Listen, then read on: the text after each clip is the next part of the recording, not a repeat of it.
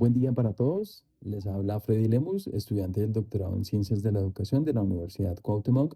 Les doy la bienvenida a este podcast educativo denominado Política Educativa, Política para la Vida desde las aulas. El episodio de hoy es Política y Educación. Vamos a reflexionar sobre los fundamentos conceptuales de la política educativa a partir de la lectura de dos autores, Risby 2014 y Cicogna 2020. El objetivo de este podcast no es simplemente definir conceptos, sino que más bien los analicemos de manera crítica. Así que los invito desde ya en este espacio a que nos preguntemos qué entendemos por política, qué implica hablar de política pública y cómo la política educativa se transforma en el contexto de la globalización. Reflexionemos entonces sobre la relación entre educación y desarrollo, entendiendo que esta relación no es neutra, sino que más bien profundamente ideológica. Sin más preámbulos, ¿qué es la política? Cuando hablamos de política, muchas veces pensamos en partidos, elecciones, gobiernos. Sin embargo, desde una perspectiva teórica más amplia, la política es el espacio donde se organiza el poder y se toman decisiones que afectan a la colectividad. Tal como se plantea en el análisis del Estado y las políticas públicas, según Cicogna, la política surge de la necesidad de regular conflictos, distribuir recursos y construir legitimidad en una sociedad determinada. Es decir, que la política no solo administra, sino que también define prioridades y establece qué problemas merecen atención pública. Y aquí hay un punto clave. La política nunca es neutral. Toda decisión pública refleja una visión de sociedad, una concepción de justicia y sobre todo una determinada idea de desarrollo. ¿Cuáles son los propósitos y tipos de política entonces? Podemos identificar tres grandes propósitos de la política: organizar el poder, gestionar conflictos sociales y orientar el desarrollo colectivo. En términos más específicos, distinguimos entre política en sentido amplio como conducción general del Estado y políticas públicas sectoriales, que son acciones concretas frente a problemas socialmente reconocidos. La política educativa forma parte entonces de estas políticas sectoriales, pero su relevancia es estratégica porque interviene en la formación de sujetos, en la transformación de conocimiento y en la construcción de ciudadanía. No se trata solo de administrar escuelas, sino se trata de decidir qué saberes son legítimos y qué tipo de sociedad se desea construir. ¿Qué es la política pública y la autoridad estatal entonces? La política pública puede entenderse como un proceso que incluye diagnóstico, formulación, implementación y evaluación de acciones orientadas al interés público. En este proceso, la autoridad estatal juega un papel central, ya que posee legitimidad jurídica para tomar decisiones vinculantes. Sin embargo, Risby advierte que en el contexto contemporáneo la política pública ya no se define exclusivamente dentro del Estado-nación, sino que la globalización ha introducido nuevos actores como organismos internacionales, evaluaciones comparativas, marcos transaccionales que influyen significativamente en las agendas educativas.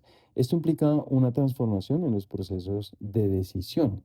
El Estado sigue siendo fundamental, pero ya no actúa de manera aislada, sino que según Risby se configura lo que podríamos llamar una gobernanza multinivel, donde lo local, lo nacional y lo global interactúan constantemente. Desde una mirada crítica, esto nos obliga a preguntarnos lo siguiente: ¿hasta qué punto las reformas educativas responden a necesidades locales y hasta qué punto reproducen estándares globales orientados a la competitividad? Los leo en los comentarios. Hablemos entonces aquí de los cambios en los procesos de política educativa.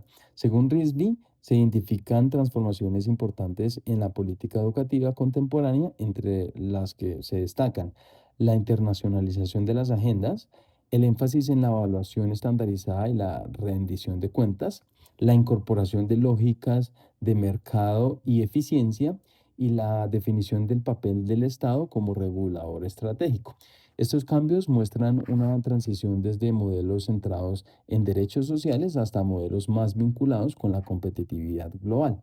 Aquí emerge una tensión profunda y les planteo lo siguiente: ¿la educación debe orientarse prioritariamente al crecimiento económico o a la formación integral y democrática? Esta tensión atraviesa las políticas educativas actuales y da paso a nuestro siguiente interrogante: ¿cuál es la relación entre educación y desarrollo? Bueno, tradicionalmente la educación ha sido vista como motor del desarrollo. Sin embargo, el concepto de desarrollo puede entenderse de distintas maneras. En muchos discursos contemporáneos, desarrollo se asocia con crecimiento económico y con competitividad internacional. Desde esta perspectiva, y según Risby, la educación se concibe como inversión del capital humano, pero existe una visión más amplia que entiende el desarrollo como expansión de capacidades humanas, fortalecimiento democrático y reducción de desigualdades estructurales. Como se señala en el análisis sobre Estado y políticas públicas, y según Cigogna, las decisiones estatales responden a disputas ideológicas y correlaciones de fuerza. Por lo tanto, la orientación de la política educativa dependerá del modelo de desarrollo que se privilegie. Si el desarrollo se reduce a la lógica económica, la educación corre el riesgo de instrumentalizarse. En cambio, si se entiende como proceso integral, la educación se convierte en un pilar de justicia social. Para concluir, entonces, podemos afirmar que la política es el espacio donde se organiza el poder y se define el rumbo colectivo. La política pública traduce esas orientaciones en acciones concretas, y la política educativa ocupa un lugar estratégico porque interviene directamente en la construcción de ciudadanía y conocimiento. En el contexto de la globalización, los procesos de política educativa se han transformado profundamente. Sin embargo, estos cambios no son neutros ni inevitables. Responden a proyectos sociales y a concepciones específicas de desarrollo. Comprender la política educativa exige entonces una mirada crítica que permite analizar sus fundamentos ideológicos y sus implicaciones sociales. Solo así podremos pensar políticas que articulen calidad, equidad y justicia social. Muchas gracias por escuchar. Hasta un próximo episodio.